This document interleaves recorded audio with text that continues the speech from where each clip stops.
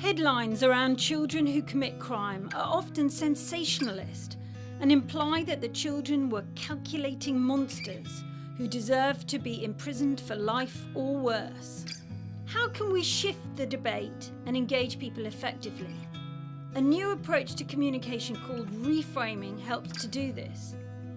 To illustrate what a frame is, a survey was done in America. People were asked, given the importance of free speech, would you support a hate group to hold a political rally?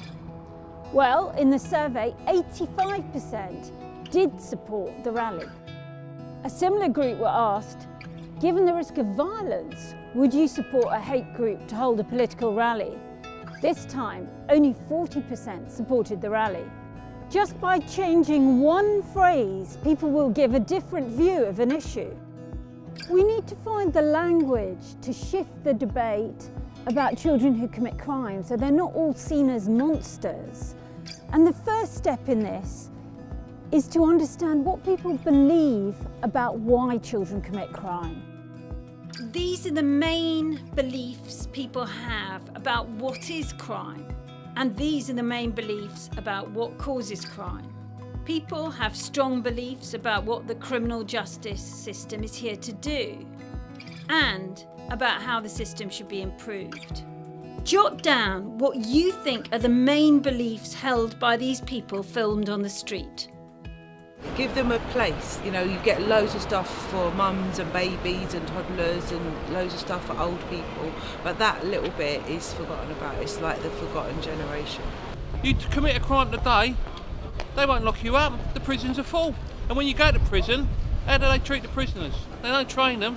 They lock them in a cell for 23 hours a day, don't give them no education. Well, I think they need longer sentences, really.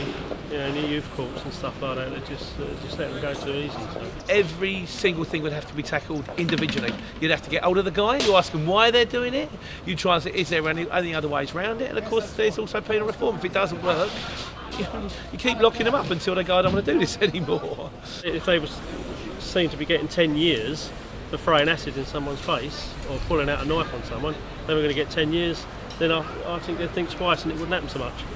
Then they're being quite lenient. I guess if there were stricter rules applied, and when I mean leniency, I don't mean that, punish them, more or less than they should be. It should be according to what their crime was. But at the same time, there should be more options for rehabilitation as well. The key to effective communication is to emphasise those beliefs which support a child-friendly youth justice system and is supported by evidence on why children commit crime. Tom Gash is author of Criminal, The Truth About Why People Do Bad Things.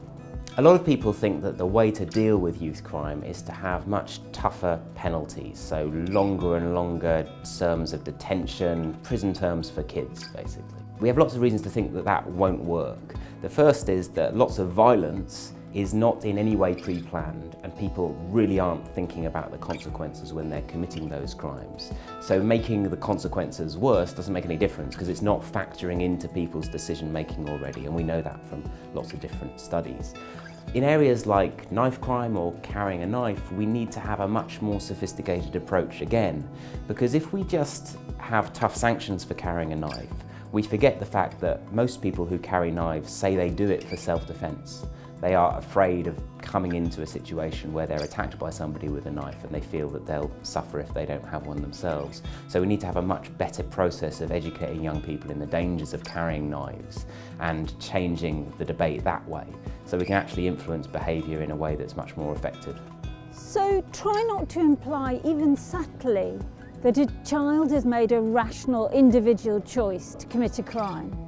That means also trying to avoid words like agency and responsibility and choice.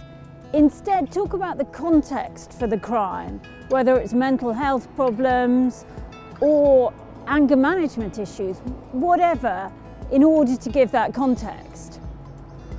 What we need to do with crime and punishment is tell a story when we communicate.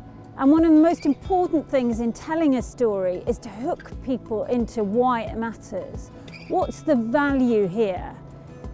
And one value which works really well is problem solving.